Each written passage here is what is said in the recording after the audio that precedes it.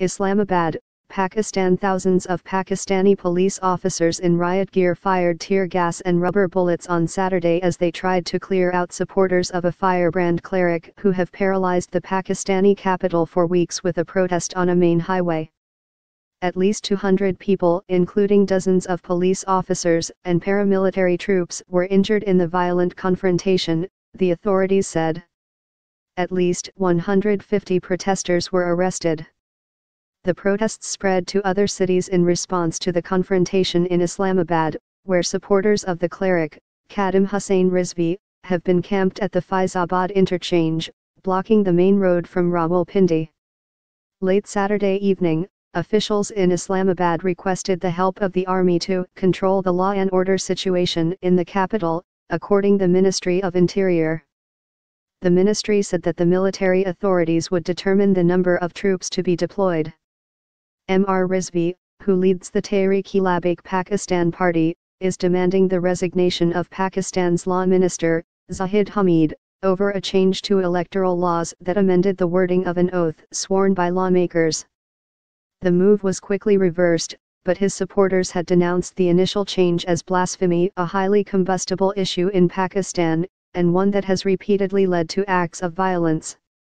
Saturday, Mr. Rizvi rallied his supporters from atop a trailer, shouting through a microphone and accusing the authorities of working on behalf of the United States. Trump says change Pakistan's blasphemy laws.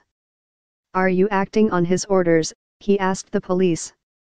At one point, the Electronic Media Regulating Authority took all television news networks off the air in most parts of the country, and Facebook, Twitter and YouTube were also inaccessible, amid concerns that live coverage of the police action was inflaming religious sentiments. The violence and spreading protests present a grave challenge to the country's governing party, the Pakistan Muslim League Nawaz. At least 8,000 police officers in riot gear and a separate paramilitary police force that had encircled the approximately 2,000 protesters began trying to clear the protesters, staging a sit-in on the main interchange in the city early on Saturday. Using water cannons, canisters of tear gas and slings, they managed to wrest back control of a large area. Dozens of tents burned. Thick plumes of smoke and tear gas could be seen from afar as protesters and police officers clashed, each side using stones and batons. But by midday, the balance seemed to have shifted back to the protesters, who remained in control of the main part of their camp. Dozens of officers were among the injured, officials said. As the protesters held their ground, Mr. Rizvi grew bolder and urged his supporters to bring the whole country to a standstill. Mr. Rizvi's speeches were broadcast on Facebook Live and helped to galvanize his supporters across the country.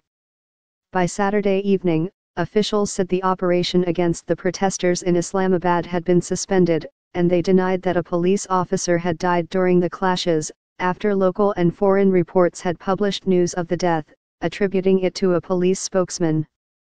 Protesters, meanwhile, stormed the home of Mr.